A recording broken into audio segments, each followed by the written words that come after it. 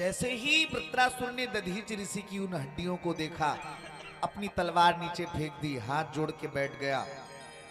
अरे इंद्र, तू क्या, तेरे जैसे हजारों इंद्र आ जाए ना तो इस वृत्रासुर का बाल भी बांका नहीं कर सकते।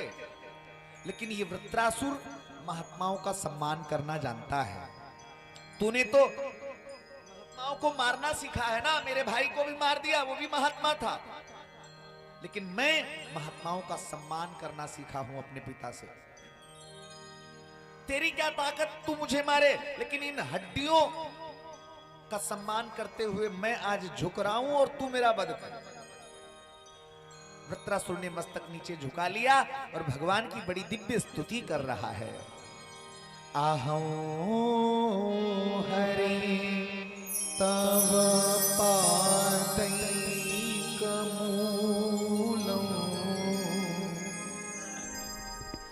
दासानुदासो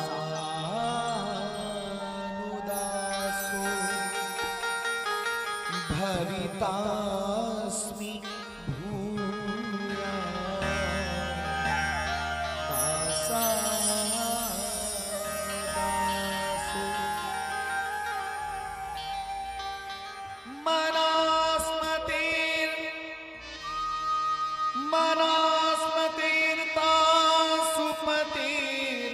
मनास्मतेर्तासुपतेर्गुणास्ते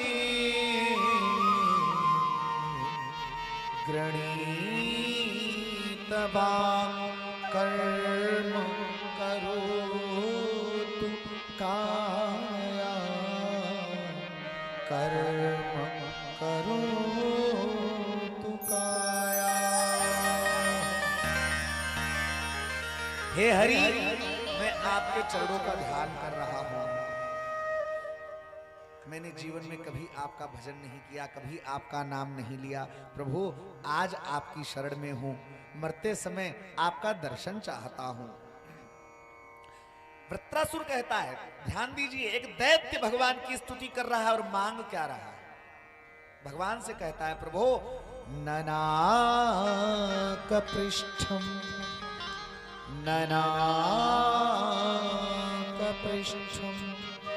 न च पारमेष्ठ्यो न सार्वभौमं न रसाधिपत्यो न योगसिद्धिर् पुनर्भवं वा वाञ्छन्ति पाद रज प्रपन्ना वाञ्छन्ति न योग सिद्धिर अपुनर्भवं वा समञ्जसत्वा विरहय्य काङ्क्षे समञ्जसत्वा। वृत्रासुर कहता है, न मुझे स्वर्ग चाहिए, न वैकुंठ चाहिए, न मुझे तीनों लोकों का राज्य चाहिए, न सार्वभौमम। महाराज, अगर मुझे कुछ चाहिए तो एक चीज, आपका दर्शन चाहिए। वृत्रासुर पता क्या कहता है, प्रभु आज आपसे मिलने के लिए मैं ऐसे छटपटा रहा हूं जैसे अजात पक्षा इव खगाः। जैसे चिड़िया चूगा लेने के लिए उड़ जाए तो घोंसले में उसके बच्चे चिड़िया से मिलने के लिए छटपटाते हैं। जैसे चरने के लिए गई हुई गाय से मिलने के लिए उसका बछड़ा छटपटाता है। गाय को छोड़ दो, दिन भर के बाद वो वापस आए और बछड़ा खुला मिल जाए, देखो कैसा जोर से दौड़ मारेगा। हाँ, तो जैसे बछड़ा अपनी माँ गाय से मिलने के लिए छटपटाता है, वृत्रासुर कह रहा है मैं भी आज वैसे ही आपसे मिलने के लिए छटपटा रहा हूं। प्रभु दर्शन दो।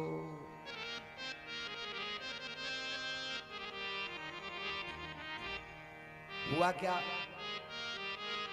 राजा परीक्षित ने प्रश्न कर दिया, महाराज एक दैत्य और भगवान की इतनी सुंदर स्तुति कर रहा है, ये कौन था, इसे दैत्य क्यों बनना पड़ा? बताया ये पूर्व जन्म में चित्रकेतु नाम का राजा था। इसकी कोई संतान नहीं थी। संतान के मारे ये बेचारा बड़ा दुखी रहता। एक दिन अपने गुरु अंगिरा ऋषि से जिद कर दी, महाराज संतान देनी पड़ेगी और चाहे जैसे दो। अंगिरा ऋषि ने पुत्र काष्ठ यज्ञ करवाया, खीर निकली। तो इनके 3 रानियां थी। हुआ क्या, वो 2 रानियां थी, इन्होंने बड़ी वाली रानी को वो खीर खिला दी। छोटी रानी को लगा इससे इसके बच्चा होगा, और बच्चा होगा तो इसके ठाट पड़ जाएंगे, हमें कौन पूछेगा, क्या करें। इसने सोचा हम बच्चे को ही नहीं छोड़ेंगे। पहले तो इसको विष दिया, लेकिन भगवान ने मान लो एक बार रक्षा कर ली, ये दोनों बच गए। दोबारा इसने उस जब वो बच्चा पैदा हो गया तो एक दिन उस बच्चे को ही खिलाने के बहाने लेके गई और जहर दूध में मिला के पिला के पालने में सुला दिया। बच्चा मर गया। चित्रकेतु को पता चला, चित्रकेतु आया, रोने लगा, हाय हाय अब मैं कैसे रहूंगा, कैसे जीऊंगा, मेरे जीने का सहारा चला गया, मेरे बुढ़ापे की लाठी चली गई। गुरुजी आए, गुरुजी ने बहुत समझाने का प्रयास किया, ये रोना बंद ना करे। नारद जी आ गए, नारद जी ने भी समझाया, ये नारद जी की भी ना माने। नारद जी ने कहा अच्छा रोना बंद करो, हम इसको जिंदा कर रहे हैं। अब तो इसने रोना बंद कर दिया। नारद जी ने हाथ में जल लिया और उस बच्चे के ऊपर छींटा मारा। ए जीवात्मन उठो, देखो तुम्हारे माँ बाप कितनी देर से तुमको पाने के लिए रो रहे हैं, तुम पड़े सो रहे हो, उठो। वो मरा हुआ बच्चा उठ करके बैठ गया। अब तो सबकी आंखें फटी की फटी रह गई। हे भगवान गजब हो गया। नारद जी ऐसा भी कर लेते हैं क्या? मरा हुआ बच्चा जिंदा कर दिया। बच्चा उठ करके बैठ गया और नारद जी से बोला, नारद जी आपने कहा कि मेरे माँ बाप रो रहे हैं। हाँ हाँ तुम्हारे माँ बाप रो रहे हैं, देखो ना ये रहे दोनों। वो बच्चा जानते हैं, मरा हुआ बच्चा बोल रहा है। और क्या बोला? बोले कसमी न जनवन्यमी मह्यम पितरो मातरो भवान। ये किस जन्म के मेरे माता पिता हैं?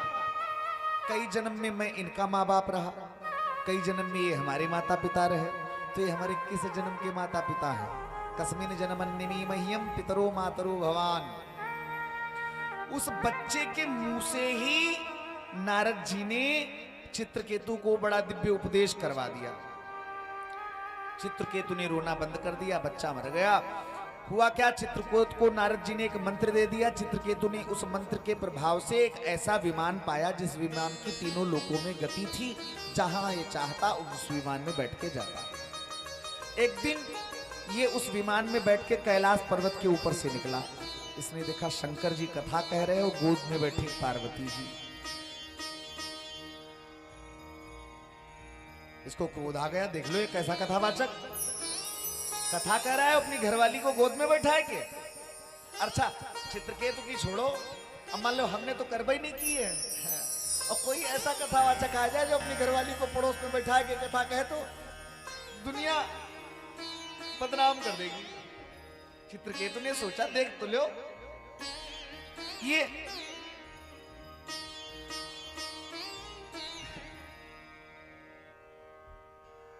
अपनी पत्नी को गोद में बैठा के कथा सुना रहा है, शर्म नहीं आ रही, लज्जा नहीं आ रही। आकर के महादेव को उल्टा सीधा बोलने लगा। पार्वती जी को क्रोध आ गया, कैलाश के परिसर में आने के बाद भी तेरी ऐसी बुद्धि, जा श्राप देती हूं तू राक्षस हो जा। अब तो ये बेचारा क्षमा मांगने लगा, अपराध हो गया माता जी क्षमा कर दो, गलती हो गई। क्षमा मांगने पे महादेव ने इसे क्षमा कर दिया। जाओ तुम दैत्य तो बनोगे, लेकिन मरते समय में तुमको भगवान दर्शन देंगे और तुम्हारी मुक्ति होगी। ये वही चित्रकेतु कुछ समय के लिए वृत्रासुर बना आकर के, और अंत में मरते समय इसने भगवान की याद की और भगवान की याद करके गोलोक धाम को गया। बोले कृष्ण कन्हैया लाल की जय।